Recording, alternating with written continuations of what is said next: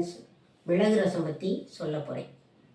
3 பேர் சாப்பிட்ற அளவுக்கு ரசம் வைக்கிறத சொல்கிறேன்.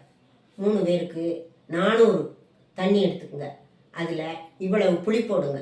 இவ்வளவு புளி போட்டு அதை ஊறட்டும். அதை கரைச்சி வச்சுக்கணும். 1 டேபிள் ஸ்பூன் உப்பு போடணும். உப்பு போட்டு அதையும் சேர்த்து வச்சுக்கணும்.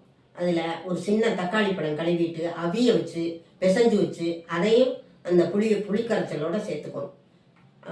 1 மிளகா, 10-12 மிளகு, 4 வெள்ளைப்பூடு, 1 டேபிள் ஸ்பூன் சின்ன சீரகம் எல்லாத்தையும் மிக்சியில் பவுடராக அடித்து வச்சுக்கணும். அந்த பவுடரை தூக்கி இந்த கரைச்ச புளிக்கரைச்சலில் போட்டு எல்லாத்தையும் மிக்ஸ் பண்ணி துளி எண்ணெய் 1 ஸ்பூன் எண்ணெய் ஊற்றி கடுகு கொஞ்சம், 2 வெந்தயம், 2 சின்ன சீரகம், கருவேப்பிலை, துளி பெருங்காயம் எல்லாம் போட்டு இந்த கரைச்சதையெல்லாம் தூக்கி அதில் ஊற்றி கொதிக்க விடணும்.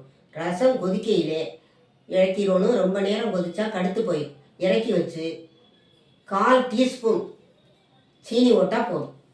போட்டால் நல்லாயிருக்கும். செஞ்சு பாருங்கள், சாப்பிட்டு பாருங்கள். லைக் பண்ணுங்கள், ஷேர் பண்ணுங்கள், சப்ஸ்கிரைப் பண்ணுங்கள். தேங்க்யூ.